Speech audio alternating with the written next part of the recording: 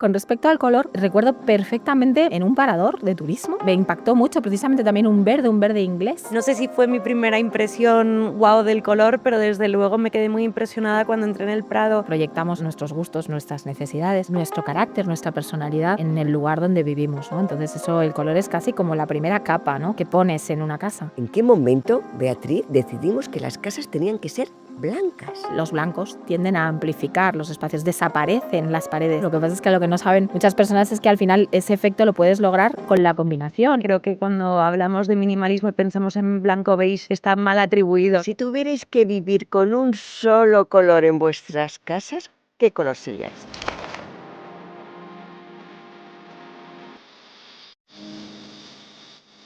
Bienvenidos a Deco Conversaciones, el podcast de El Decoration y Scrum, donde hablamos del placer de vivir en tu propia casa. Porque no solo es el sitio donde duermes, donde te diviertes, donde recibes a tus amigos y donde a veces te encierras a ver tus series favoritas. Y si hay suerte, donde disfrutas de una terraza que quizás no has aprovechado todavía como se merece.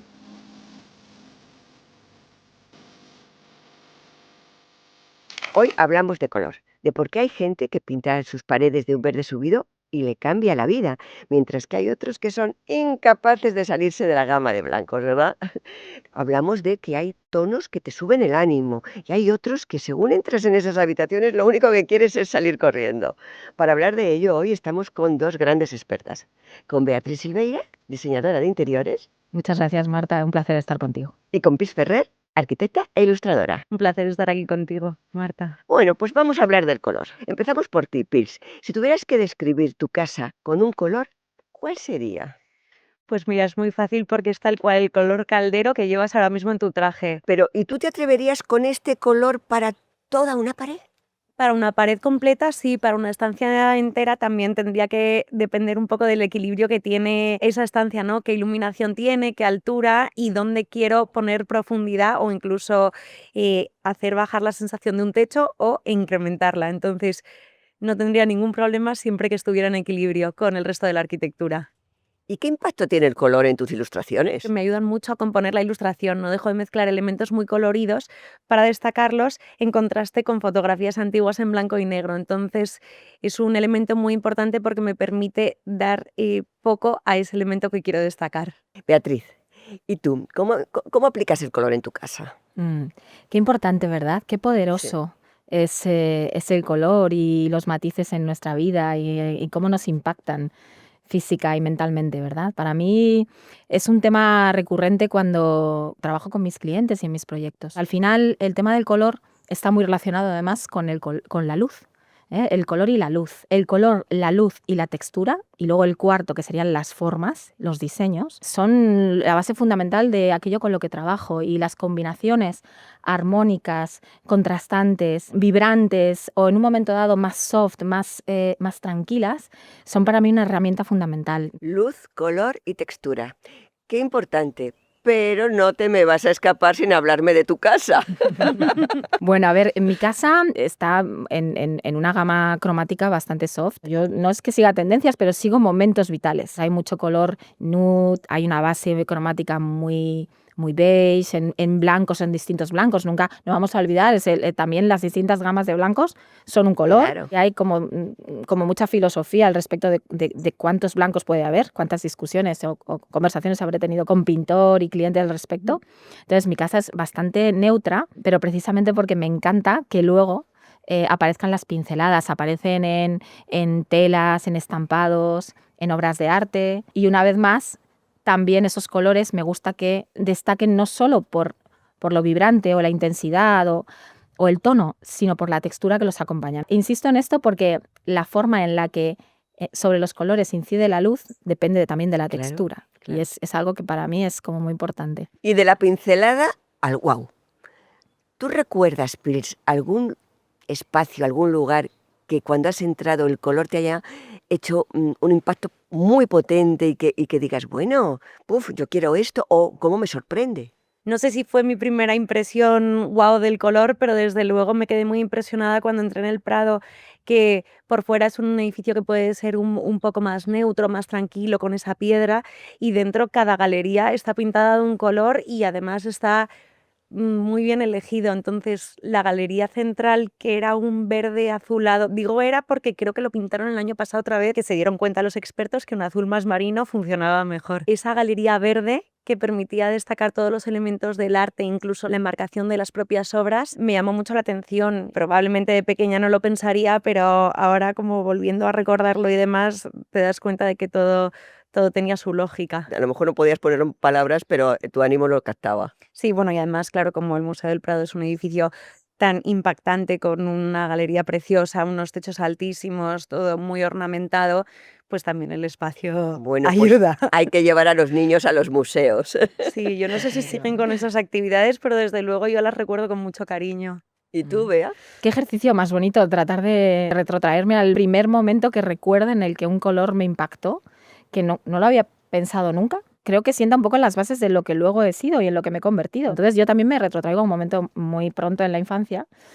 Y también me retrotraigo a un momento pues provocado por mis padres. Yo he viajado mucho por España, por el trabajo de mi padre nos movíamos mucho. Recuerdo perfectamente en un parador de turismo, me impactó mucho precisamente también un verde inglés. Mi madre es andaluza y entonces de origen andaluz, y entonces nosotros teníamos el blanco un poco como por bandera en nuestra casa. Y aquel salón de desayunos me encantó. Y tengo también un plano de ese mismo verde contrastado con los flecos, esto es muy de la época, Sí. con los flecos en color granate de la pantalla, Sí. de alguna de las lámparas doradas. Todo está volviendo sí. eso, ¿eh? Todo vuelve, ¿no? Absolutamente, sí. Y jamás nunca fue denostado. Es ese momento, ese granate con ese verde, esa combinación. Históricamente las casas eran muy coloridas. En la época de los romanos ya estaban los frescos con unos pigmentos maravillosos. Bueno, hay que decir del siglo XIX, con esa fantasía y ese festival de colores, de estampados. ¿En qué momento, Beatriz, decidimos que las casas tenían que ser blancas? Por dentro, por fuera. Por dentro y por fuera. Sí, ¿Qué sí, pasó? sí. Yo creo que hay modas, hay momentos, hay tendencias. Yo creo que en el caso de los blancos sí hay una función claramente práctica con respecto a la luz, el calor, a la higiene, un poco a la sensación de limpio. Y luego una cosa importante, España es un país pequeño y todos nuestros espacios en general son más recogidos. Si te fueras a lo mejor a países mucho más grandes, pues hay espacios más amplios. Los blancos tienden a amplificar los espacios, desaparecen las paredes que están pintadas en colores claros, en colores blancos. Lo que pasa es que lo que no saben muchas personas es que al final ese efecto lo puedes lograr con la combinación, poner blancos, pero luego utilizar el color para generar profundidad, para generar, bueno, pues experiencias Y y demás. dinamismo incluso. Sí. Y luego, y sensación de espacio. O sea, sin olvidar eso. Pero yo creo que quizá es un poco por ahí, por donde va la cosa. ¿Y creéis vosotros, Pils, que el color que está volviendo, que lo sabemos, lo estamos viendo ahora como es un resurgir, ¿no?, del empleo del color vibrante, incluso intenso, en los interiores, será una moda? ¿En 5 años lo habremos olvidado? Bueno, yo creo que como todas las tendencias, todo es cíclico, que llega a la luz, luego nos cansamos, queremos algo más barroco, luego nos volvemos a cansar y vuelve otra vez la luz.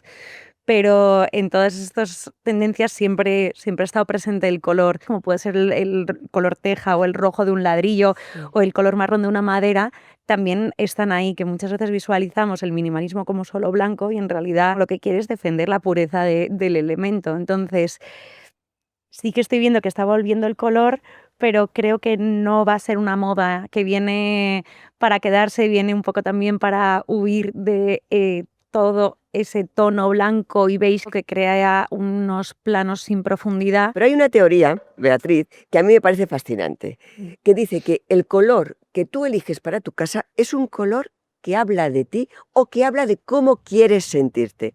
¿Hay algo de verdad en eso o es un cuento? No, 100% verdad. Al final nuestra casa es nuestro nicho, nuestro lugar de protección, donde donde creamos nuestros recuerdos. Entonces, bueno, pues proyectamos nuestros gustos, nuestras necesidades, nuestro carácter, nuestra personalidad en el lugar donde vivimos, ¿no? Entonces el color es casi como la primera capa, ¿no?, que pones en una casa.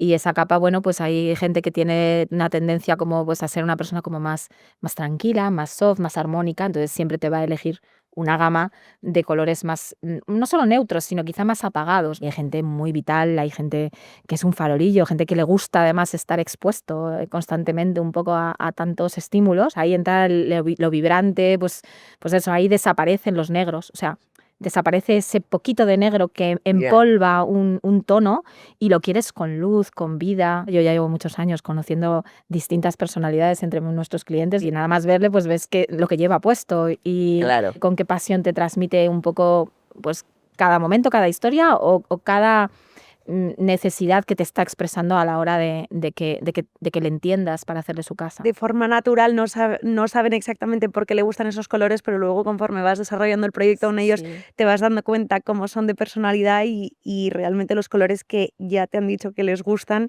los vas encajando dentro de su vivienda y sí. entiendes por qué les gustan. Y los llevan O puestos, sea, que el ¿sabes? color habla de nosotros. ¿Y Definitivamente. tu casa? ¿Qué dice el color de tu casa de ti? ¿De cómo eres tú? Hay mucha madera, hay mucha piedra natural y voy metiendo las pinceladas de colores y me encanta mezclar estampados, me encanta mezclar texturas también, como comentaba Bea. Creo que refleja en los estampados una cierta elegancia, en los colores una cierta alegría y lo veo también en mi personalidad, que es una casa llena de luz. Bueno, Marta, y cotilléanos tu casa entonces, que yo me muero de ganas de saber cómo es en color y qué dice de ti. Yo acabo de hacer una reforma bastante definitiva porque mi vida ha cambiado y cuando cambia la vida cambian las casas. ¿He metido color intenso? Sí. He metido un guau muy grande. No sé si es un guau. Un color importante en la que es la entrada. Pero a medida que avanzas, la casa se serena. Y creo que eso también es un poco mi personalidad. Hay marcas de decoración que han convertido el color en su sella de identidad. Sclum, por ejemplo, tiene colecciones donde el color es protagonista absoluto. ¿Creéis que eso ha ayudado a que la gente pierda el miedo a ir metiendo el color en las casas? Beatriz. Las marcas a través de sus diseñadores y de las colecciones que presentan cada año y de lo que quieren transmitir, obviamente generan tendencia. Sí que creo que marcas como Sclum con la colección y la gama de colorido, de terracotas y demás, han generado como pues cierta tendencia a la cual la gente se suscribe como muy Fácil, muy ¿verdad? fácil. No olvidemos que además detrás de cada colección hay mucho trabajo. Hay el trabajo de muchos creativos de distintas índoles, de gente que, bueno, cada uno pone de lo suyo, ¿no? A la hora de elegir. Son colecciones muy estudiadas que claramente generan un impacto en todos, ¿eh? No solamente en el cliente final, sino también en los creativos que como todos nos vemos sometidos a toda Claro. esa información tan trabajada y tan bien trabajada. ¿Estás de acuerdo, Pirs? Sí, además veo que la demanda es real. Entiendo que hay un primer acercamiento de los diseñadores, como dice Bea, que son grandes profesionales que lo tienen todo muy pensado. Igual no es ese primer año el que se lanzan y se vuelven locos con el color, pero ya lo están interiorizando. Y ya la siguiente colección ya están mucho más familiarizados con el color y ya no les da tanto miedo lanzarse a la piscina y empezar a incluir piezas de color en su vivienda. Hay una serie de información tanto en prensa como en marcas de decoración que ya están haciendo que lo asimilemos y que interioricemos que está bien, que no pasa nada por utilizar color, que no te vas a equivocar. Claro que sí. Y en este sentido hay una tendencia que se llama la tendencia dopamina. No sé si estáis al corriente. La Sí, habréis sí. visto porque está mucho en redes sociales, ¿no? Sí. Que se trata de que son colores vibrantes, colores muy atrevidos y que se supone que generan pues como un subidón, ¿no? Como que de repente que el ánimo se te pone ahí a tope. ¿Esto funciona de verdad o es puro marketing? Depende un poco de en qué momento queremos generar ese estado de ánimo o a quién se lo queremos generar. O sea, al final me pongo un poco en el caso de los niños. Los hay que necesitan como un poquito más parar y demás, y hay otros que necesitan estímulo, ¿no? Hay determinados estridencias, o por qué no llamarlo así, que en un momento dado pueden hasta crispar los nervios. Me pasa mucho con colores excesivamente estridentes. Y muchas veces son lo que yo agradezco muchísimo de los clientes es que sean sinceros. Entonces Sí, sí. directamente dicen, no, esto no sé muy bien por qué, pero no, o esto sí. Entonces, para seguir el discurso del cliente también es muy importante, primero que se sientan identificados con tu estilo y que identifiquen tu estilo, que vean Claro. un proyecto de Bea y digan, esto es de Bea, o este proyecto es de Pils Ferrer. Eso me parece un éxito. Y luego me parece fundamental justo que el cliente esté alineado con tu discurso y con tu estética. Bueno, pero Que, también vosotros tenéis un poco la labor o la misión de guiarles, por ¿no? supuesto. En este sentido, ¿creéis que hay colores que siempre funciona? Evidentemente la paleta de colores como unos verdes o azules siempre van a ser menos arriesgados porque lo tenemos más asimilado. No creo que haya un color incorrecto, creo que hay gustos y nunca mejor dicho para gustos los colores y hay colores mal combinados. Luego hay otra cosa importante que yo aprendí de un gran maestro que le pregunté, a Pascua Ortega, ¿me puedes decir cuál es tu color favorito?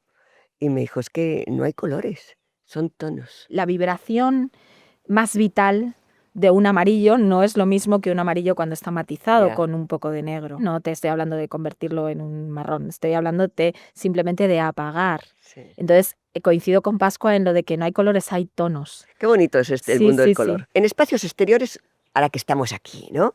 ¿Podemos aplicar los colores siguiendo las mismas reglas que en los interiores? Al final, obviamente, hay una incidencia distinta del tipo de luz, pero bueno, también depende de la casa y del interior. Hay interiores muy luminosos y también hay exteriores bastante apagados porque a lo mejor están en zonas más norte. Luego está, bueno, pues también el uso por ejemplo, el color en los tejidos y cómo la luz incide en ellos a través de las propias texturas. No es igual un sofá en terciopelo que en arpillera. Aunque el color sea el mismo. No, irradia el mismo tono. Eso hay que tenerlo en cuenta. Opino lo mismo que Bea, que aplicaría las mismas normas de color que en un interior, siempre buscando el equilibrio.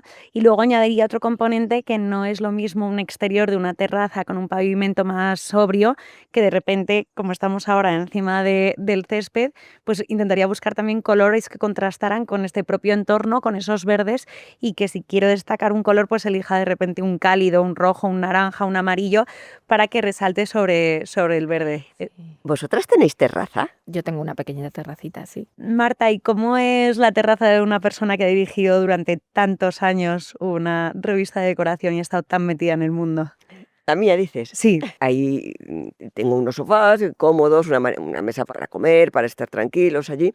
Y en este punto, quiero hacer referencia también a estos colores como los de Sclun, ¿no? Algo neutro, algo piedra y tal, pero que sin embargo, con la aplicación del almohadón, con de repente una vajilla de verano divertida y tal, le puedes dar el tono que tú quieras.